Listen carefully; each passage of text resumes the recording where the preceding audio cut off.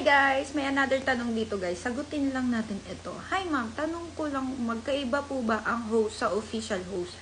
Yes! Sobrang magkaiba po siya. Okay? Kasi pag host ka lang, hindi ka sasahod tulad nito.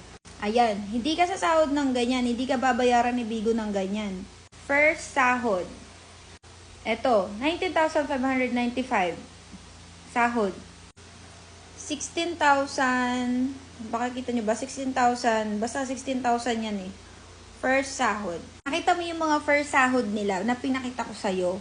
Yon po yung mga sahod ng mga official host, okay? Makakatanggap ka ng sahod kay Bigo pag official Bigo host ka. Pag hindi ka po official Bigo host, hindi ka sasahod. Kaya anong gagawin mo? Mag-a-apply ka sa isang agency, i-verified mo yung account mo para official Bigo host ka na tinatawag. Tapos, magpakota ka.